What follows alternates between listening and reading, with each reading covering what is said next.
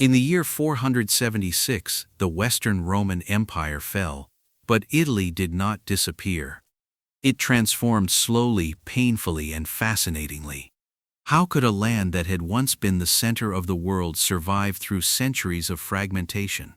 Why did Italy not become a nation, but instead a mosaic of rival principalities, republics, and foreign occupiers?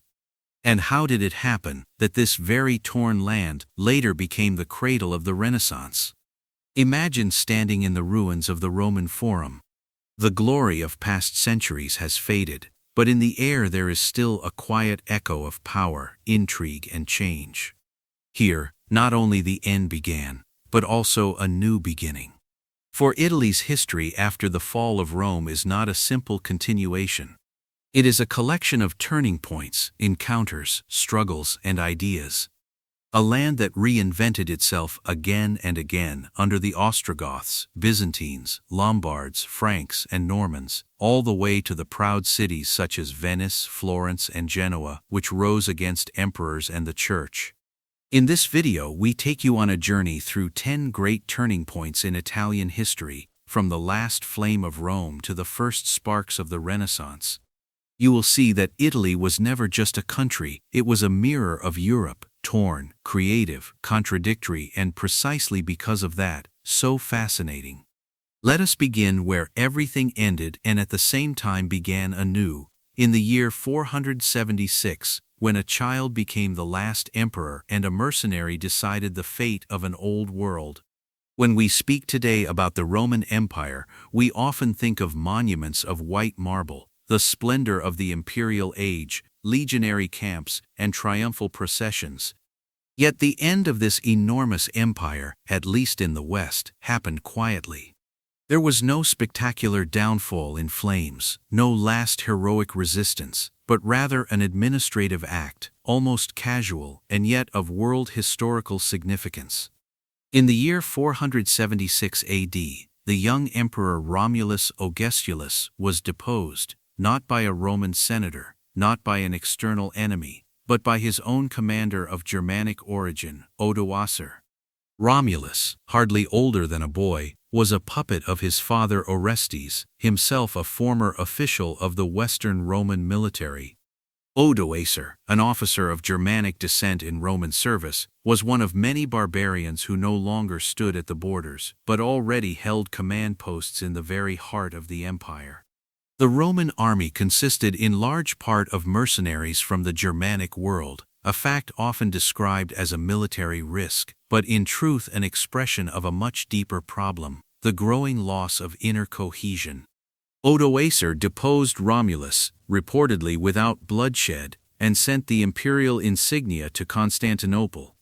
It was a symbolic gesture with enormous meaning. The Western Roman Empire no longer existed, and there would be no Western emperor anymore. The East, under Emperor Zeno, accepted the decision pragmatically and granted Odoacer the title of patrician. In practice, however, Odoacer ruled independently as king of Italy, basing his power not on Roman bloodlines, but on military reality. But what did this break truly mean? Was this the end of Rome, or only the end of a political order? This is exactly where a common misunderstanding lies. The fall of Romulus did not mean the immediate disappearance of Roman culture, administration, or identity. On the contrary, many Roman institutions initially remained in place. The Senate in Rome continued to exist. Roman law was still applied. Latin remained the language of administration, and the people in Italy still called themselves Romani. Roman life did not vanish overnight. It faded. And perhaps the most dramatic part of this fading was that it did not happen out of nowhere, but was the result of decades of erosion. Already since the 3rd century, the empire had been losing internal stability. Power struggles, economic crises, an overextended bureaucracy, and growing distrust toward the periphery had undermined the foundations of the once proud order. The fall of 476 was not the beginning of the end. It was the end of a very long ending. It is therefore misleading to see Odoacer simply as the barbarian king who defeated Rome. He was far more the product of a Roman world that no longer knew how to renew itself. The fact that a non-Roman took the final step was no coincidence, but rather a reflection of the deep transformation of identity through which the empire had passed. What can we learn from this? Perhaps that great civilizations do not perish through one battle, but through a gradual failure to adapt, and that history is often told not by one great explosion, but by many small cracks that at some point cause the foundation to collapse. Yet Italy was not to sink into insignificance. The peninsula remained a center of intellectual, religious, and strategic importance. And although the Western emperorship had fallen, the Roman legacy would continue to live on in new forms, under the Ostrogoths, the Byzantines, and later the Lombards. It is one of history's strange turns that one of the wisest preservers of Roman culture did not come from Rome itself, but from the distant rugged north, from the land of the Goths. Theodoric, later called the Great, was an Ostrogothic king who grew up not only with sword and horse, but also in the halls of Constantinople, where he had lived as a young hostage at the court of the Eastern Roman Emperor. There he learned strategy, Latin, and above all the art of diplomacy. When he later marched into Italy with his people, he was not a simple conqueror, but a man with a vision. Yet that vision began with violence. In the year 489, Theodoric entered Italy with tens of thousands of Ostrogoths on the orders of Emperor Zeno, who had tasked him with overthrowing Odoacer. After bloody fighting and a seemingly peaceful settlement that ended in a famous act of treachery, when Theodoric personally killed Odoacer during a banquet, he became sole ruler of Italy in 493. But what followed was by no means the creation of a barbarian warrior kingdom. On the contrary, Theodoric tried to preserve, protect, and perhaps even renew the Roman heritage. He had aqueducts repaired, roads restored, and theaters reopened. The Roman Senate, which still existed, was strengthened, and Theodoric himself often wore purple garments like a Roman emperor. He resided in Ravenna, but regularly appeared in Rome and treated the old capital with respect and reverence. In one letter he wrote, "The glory of Rome is also my glory." Administration remained in the hands of Roman officials. The Roman legal system continued to apply to the native population, while the Goths kept their own laws. It was a strict separation meant to avoid conflict, but also to preserve identities. Romans and Goths were not allowed to marry each other, yet this was not a policy of oppression, but of coexistence between two cultures under one roof. Here lies a fascinating parallel. While many Germanic rulers after the collapse of the Western Empire quickly discarded or ignored Roman structures, Theodoric deliberately tried to protect them, perhaps because he understood that true power lies not only in the sword, but also in institutions. Yet within this separation also lay a basic problem. Two peoples, two legal systems, two identities, but only one realm. Theodoric ruled as Rex, not as Imperator. And even though he imitated imperial splendor, he remained a king. When he died in 526, he left behind a functioning intermediate kingdom, a rare balance between old and new, between Rome and Germania. But this balance was fragile. His successors were either too weak or too uninterested. His line quickly died out, and the conflicts between the Roman majority and the Gothic elite flared up again. Above all, distrust of Byzantine influence and religious tensions, because the Ostrogoths were Arians while the Romans remained Catholic, contributed to the collapse of cohesion. Perhaps the greatest irony of this period is that a Gothic king wanted to save Rome, yet in the end his attempt was destroyed by a Roman emperor. That emperor was Justinian, whose dream of a reunited Rome was as immense as it was destructive. When Theodoric died, he left behind a delicate balance, an Italy that was not united, but not yet shattered either. With his death, however, a dangerous vacuum began. His successors, incapable, weak, or consumed by mistrust, quarreled among themselves while the kingdom began to crumble from within. Far away in Constantinople, a man watched events with a sharp eye, Emperor Justinian I, whose vision reached far beyond the borders of his own empire. He dreamed of the Renovation Imperii, the restoration of the Roman world empire, with Italy as one of its central jewels. In the year 535, the Byzantine reconquest began. Under the command of the brilliant general Belisarius, imperial troops landed in Sicily, advanced through Calabria, and captured Rome a year later. At first, it was a campaign marked by strategic elegance and clever diplomacy. The Gothic troops were taken by surprise, and the population rejoiced. But what had been planned as a swift triumph developed into one of the most destructive wars of late antiquity, because the Ostrogoths did not give up. Under new leaders such as Totila, they organized resistance, used their familiarity with the terrain, and took advantage of the growing war weariness of the population. The war dragged on for nearly 2 decades, a constant back and forth between Belisarius, later Narses, and the Ostrogoths. Cities changed sides several times. Entire regions were devastated, and what had once been a flourishing cultural inheritance was slowly turned into ruins. As if that were not enough, in the year 541 another catastrophe broke out, one that reached far beyond Italy: the Plague of Justinian. Probably introduced through Egypt, it spread with terrifying speed across the Mediterranean world and struck imperial Italy with brutal force. Estimates suggest that a huge share of Italy's population fell victim to the pandemic. Entire cities were depopulated, fields lay abandoned, and the few survivors fled or remained paralyzed in fear. In such a situation, even the most skilled general could not achieve a complete victory, because what was to be conquered scarcely still existed in its old form. When the Byzantine army finally won the decisive victory in 5053 and the Ostrogoths were definitively defeated, the former heartland of the Roman Empire was hardly recognizable. Rome, Naples, Milan, and many other cities were ruined, their populations drastically reduced, their markets and temples silent. Here lies a tragic comparison.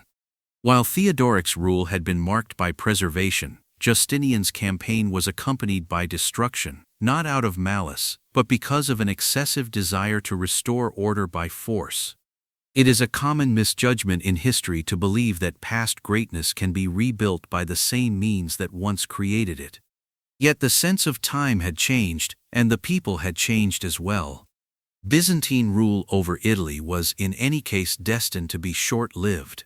Only a few years after the supposed victory, new invaders descended from the north. This time they were not Roman officers but a new Germanic people who called themselves the Lombards. As the last Byzantine troops struggled to administer a devastated Italy, the next chapter in a never-ending story of conquest and renewal was already opening in the north. In 568, the Lombards crossed the Alps under their king Alboin. They did not come like Justinian with the claim of restoring an empire, nor like Theodoric with a cultural program to preserve Rome. They came because they sought space, booty, and a homeland, and Italy was more vulnerable than ever before. The Lombards, a Germanic people, had until then appeared only at the edges of history. They were neither as famous as the Goths, nor as feared as the Huns, but they were battle-tested and pragmatic. Accompanied by smaller groups from other tribes, Saxons, Heruli, Gepids, they entered abandoned northern Italy. Many Byzantine garrisons surrendered without a fight or fled. Within a few years, most of Upper Italy fell into their hands, and soon parts of central and southern Italy as well. But unlike other conquerors, they did not establish a centralized kingdom. Instead, they created a loose collection of duchies. Here lies a remarkable difference. While other peoples at least attempted to build a unified administration, the Lombards almost instinctively withdrew into local centers of power. After the death of King Clef in 574, they did not choose a new king for more than 10 years. Instead, each duke ruled his own territory independently. There were more than 30 such Lombard dukes, from wealthy Pavia to rugged Benevento in the south.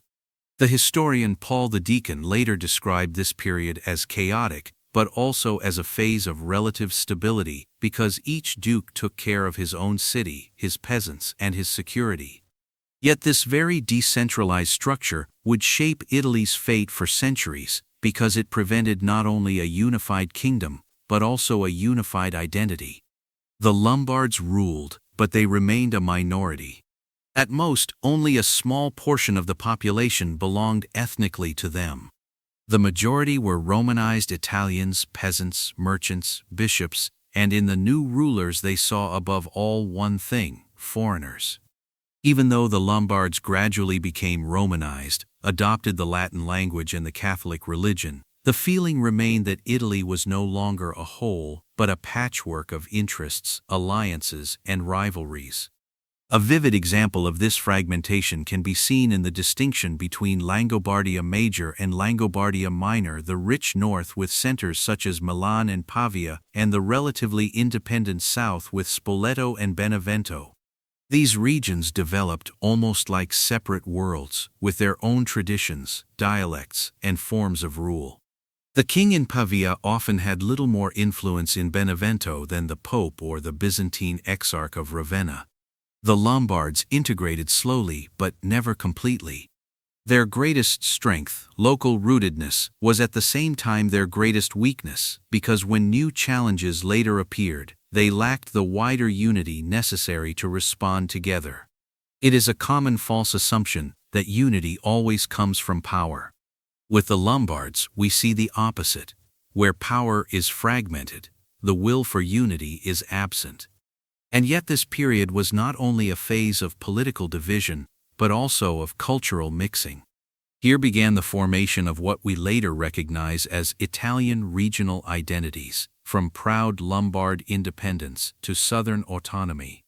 As the imperial power in Italy weakened more and more, another voice grew louder, that of the Pope. In the midst of the fragmented duchies ruled by Lombards, Byzantines, and later Franks, an institution that had originally belonged to the spiritual realm slowly but steadily developed into the central political force on the Italian peninsula. The turning point did not come through a decree, nor through a violent coup, but through simple absence. As Byzantium withdrew more and more from Italy, a power vacuum remained, and the Bishop of Rome was one of the few who had stayed.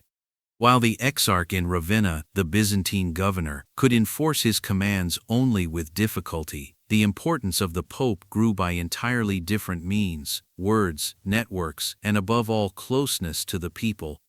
A powerful example is Gregory the Great, Pope from 590 to 604. He was not a prince in armor, but in many ways an early mayor of Rome. He organized the grain supply, cared for the poor, negotiated with the Lombards, and sent missionaries to England. At a time when secular rulers came and went, the Pope offered a rare constant, and through this he gained moral and practical authority. Yet the relationship between Rome and the Byzantine center in Ravenna remained tense. The emperors in Constantinople still regarded the Pope as their official. In Rome, however, people had long begun to see things differently. One of the most famous breaks came in the 8th century, when Emperor Leo III in Constantinople began to ban religious images, icons. In Rome, this caused outrage. The Pope, deeply rooted in Western culture, openly resisted and sought new alliances, far from the old imperial glory.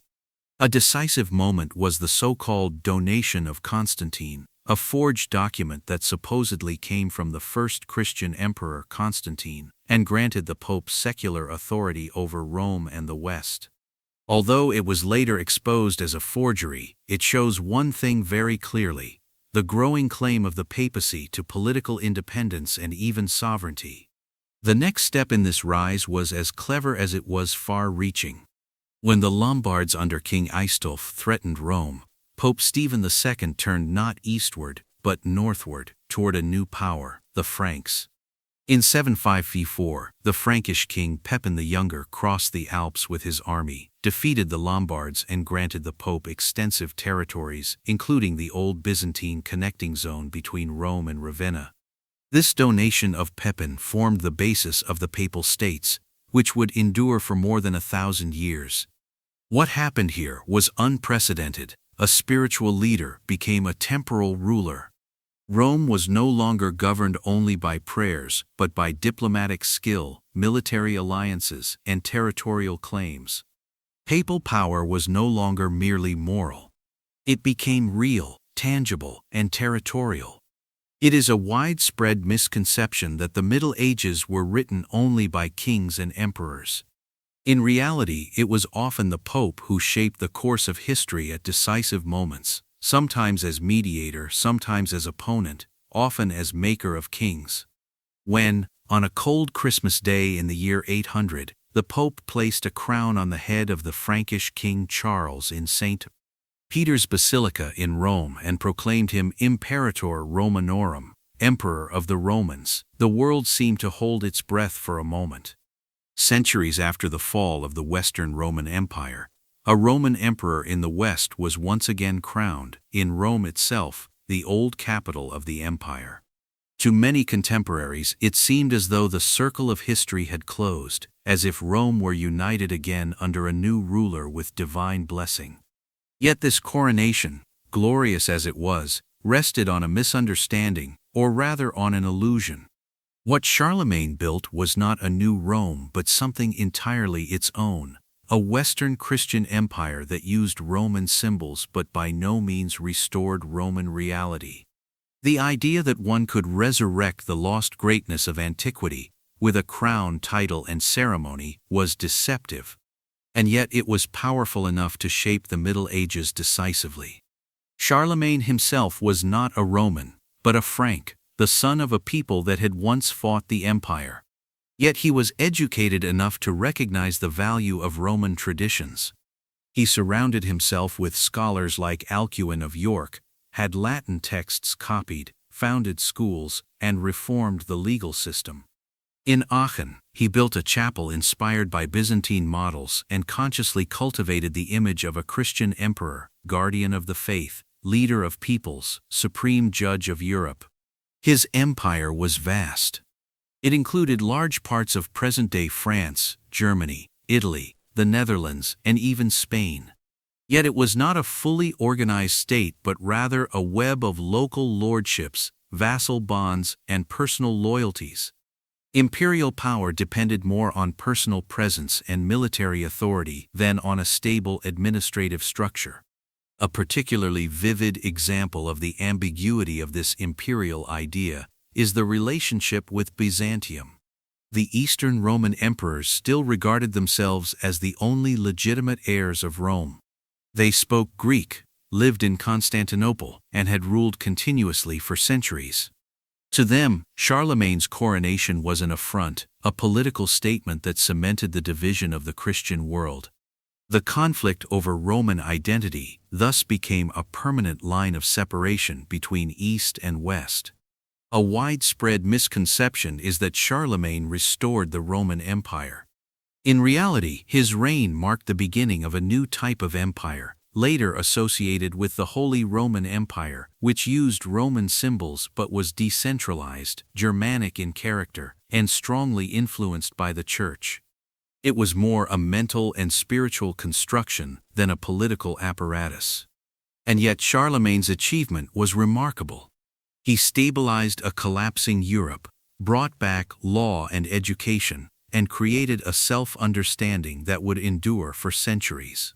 His imperial idea lived on in rulers such as Otto the Great and Frederick Barbarossa, who consciously placed themselves in his tradition. But, as so often in history, order was followed once more by chaos. After Charlemagne's death, the empire fell apart, his grandsons fought over the succession, and Italy was soon again drawn into the whirlpool of local power struggles, invasions, and civil wars. The illusion of unity faded, but its echo remained. While in Northern Europe the great questions revolved around imperial coronations, church power, and the ideals of empire, the south of Italy lived through an entirely different reality, chaotic, fragmented, brutal, and often forgotten. There, where Magna Graecia had once flourished, Where Roman roads had led to shining coastal cities, there were in the 9th and 10th centuries burned villages, shifting conquerors, and communities shaped by fear.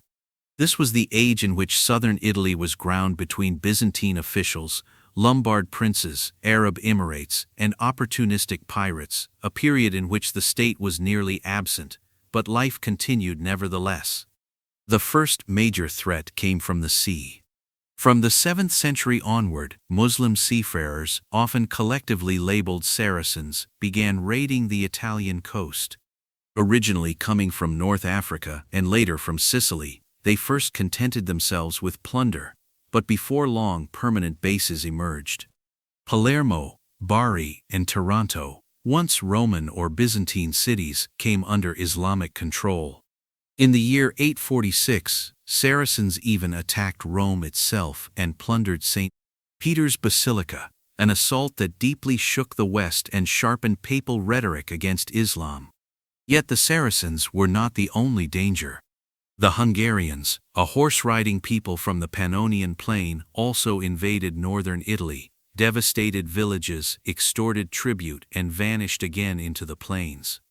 In addition, there were local rulers, Lombards, who fought one another, Byzantine generals trying to regain influence, and cities such as Naples or Amalfi, which, sometimes Christian and sometimes pragmatic, cooperated with pirates in order to preserve their independence.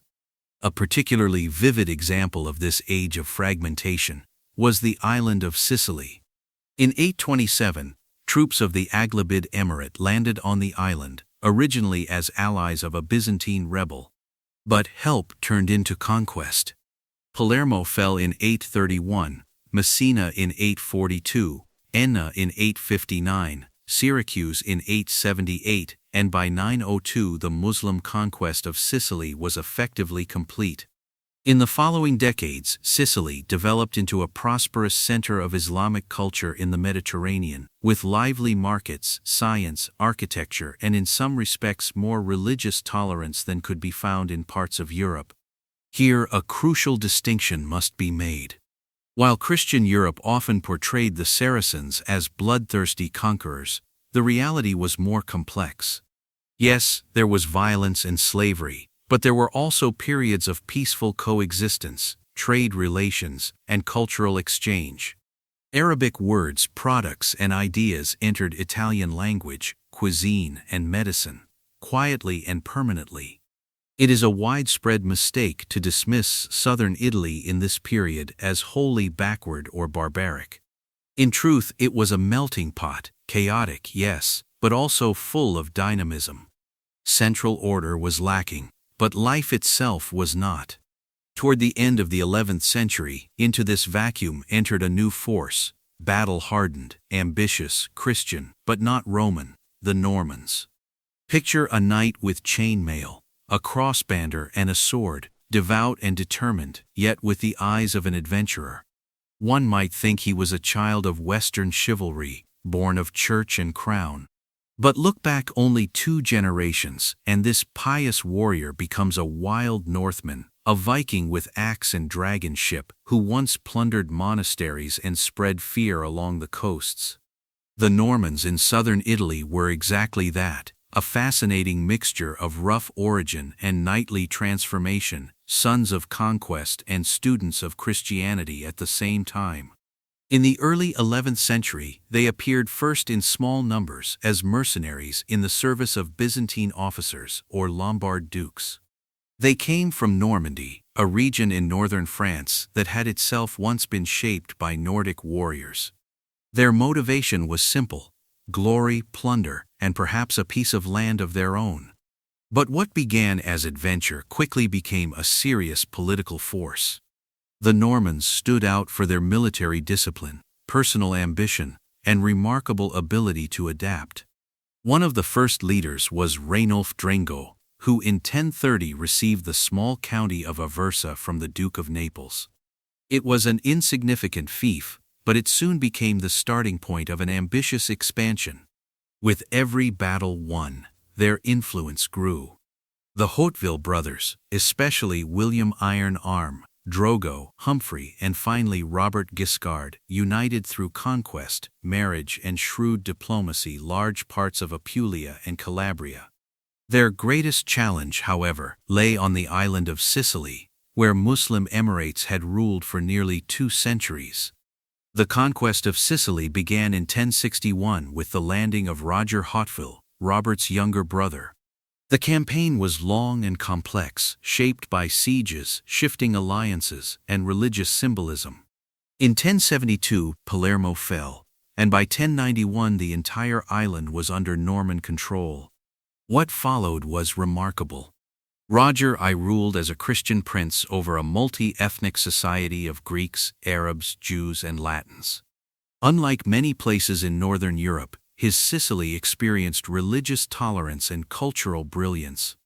Arab scholars continued to work there, Greek Byzantine traditions were respected, and Latin institutions were expanded. It is a common error to view the Normans only as brutal conquerors. In reality, they knew how to connect cultures and organize administration. Robert Guiscard, for example, was invested by the Pope as Duke of Apulia and Calabria, led successful campaigns against Byzantium, and became a key player between Rome, Constantinople, and the local principalities. His nephew Roger II, the son of Roger the Once, would later be crowned the first king of Sicily, ruler of one of the wealthiest and most advanced realms of his age in Europe. What do we learn from this story? Perhaps that origin is not always destiny, that a people once feared can become bearers of stability, administration, and culture, and that conquest does not always mean only destruction, but can also mean renewal when accompanied by restraint, curiosity, and political skill.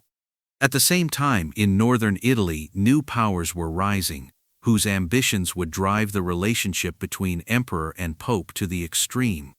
For a long time, power had been a matter of ancestry, crown, and divine right. Yet in northern Italy, where Roman roads once crossed fertile plains and Lombard princes had built their castles, a new form of authority emerged in the 11th and 12th centuries, quiet, practical, and yet revolutionary. It was the power of the cities, born from trade, craftsmanship, and an unbending will for self-determination.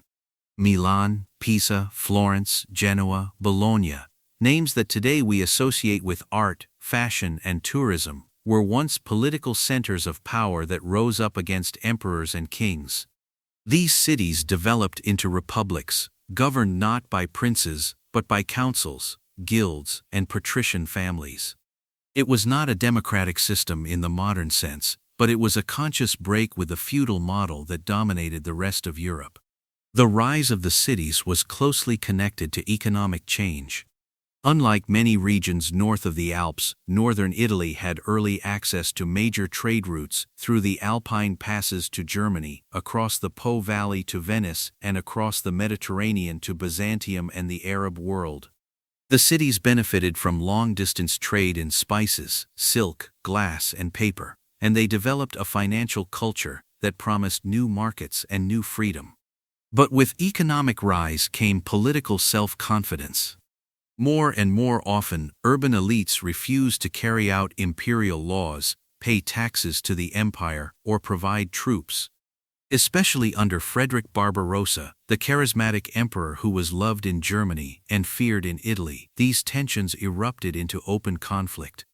A decisive turning point was the founding of the Lombard League in 1167, a defensive alliance of northern Italian cities, including Milan, Cremona, Bergamo, and Mantua. These cities were united not only by fear of imperial arbitrariness, but also by a shared self-understanding that their rights were not granted by the emperor, but arose from their own history and strength. The conflict reached its climax in the famous Battle of Legnano in 1176, where the citizens' armies of the cities successfully resisted the emperor's nightly host, a rare and symbolically powerful victory of the burghers over the throne. People often overlook how unique this uprising was. While in the rest of Europe cities mostly remained under royal control, in northern Italy autonomous republics developed with their own laws, militias, coinage, and diplomacy. This development was encouraged by geographic proximity and diversity. No single city could dominate permanently, and so a network of competing, but also mutually learning city-states emerged. Yet danger lurked here as well. Wealth led to internal tensions between old families and new merchant dynasties, between the people and the patriciate, between church and commune. Many cities experienced bloody changes of power, civil wars, and foreign interference. Freedom had been won, but it was fragile. A common mistake is the romantic notion that these city republics were places of complete equality and democracy. In truth, they were oligarchies with limited participation. But compared with the feudal world around them, they were beacons of new ideas of civic spirit, responsibility, independence, and not least cultural ambition. For it was precisely within these self-confident city walls that the way of thinking slowly matured that would later change Europe, humanism, science, and the Renaissance. And before this light could fully shine, the Italian states had to learn either to live with their diversity or to fail because of it. When one travels through Italy today, from the hills of Tuscany to the alleys of Naples, from the palaces of Venice to the markets of Palermo, one can feel it. This country is not a country like others. It is a mosaic, a composition of colors, sounds, dialects, customs, and memories, shaped by centuries of separation, competition, and diversity. While other nations in the Middle Ages developed central monarchies, Italy remained fragmented for centuries, not only politically, but also culturally, mentally, and spiritually. Why was that? Why did neither emperors nor popes, neither Lombards nor Normans, neither French nor Spaniards succeed in creating a permanently united Italy? The answer lies deep in the structure of the land. Geographically, Italy is marked by mountains, plains, islands, and coasts, a naturally fragmented terrain that makes cooperation difficult and fosters local identities. Florence was never like Milan, Genoa never like Rome. The Apennines divided regions like natural walls, while the sea, paradoxically, often provided more connection to distant trading worlds than to the neighboring city. But it is not only geography. Decisive as well was the power vacuum that had existed since the collapse of the Western Roman Empire.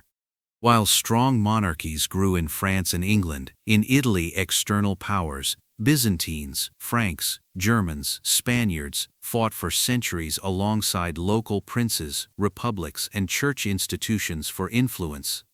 No side was strong enough to control the whole, but every side was determined to defend its part. A particularly formative element was the strong role of the cities. As we have seen, Florence, Venice, Genoa, Pisa, and Milan developed into self-confident, economically successful city-states with their own laws, diplomacy, and culture. These cities wanted no submission, not to the Pope, not to the Emperor, and certainly not to one another. Their competition was often brutal, but also fruitful. It encouraged innovation, science, art, and ultimately the Renaissance. A widespread mistake is the idea that unity automatically means strength. In Italy's case, it was often precisely fragmentation that released energy. Where no central power determined everything, the new could flourish. But the price was high. In times of danger, there was no common will, no collective sense of defense. When in the 16th century France and Spain fought their wars on Italian soil, the once powerful republics became playthings of foreign interests. And so Italy lived for centuries as an idea, not as a state. There was Italian language, literature, and art, Dante, Petrarch, Machiavelli, Leonardo. But there was no Italian army, no unified law, no common government. One was Florentine, Neapolitan, Venetian, but rarely Italian. Only in the 19th century, under the leadership of figures such as Garibaldi, Mazzini, and Cavour, did national unity become political reality. Yet the feeling of regional identity remained, and perhaps that is Italy's special strength, that it was never only one kingdom, but many souls, many voices, many stories. What remains is a nation born from diversity, grown out of contradictions, united by memory.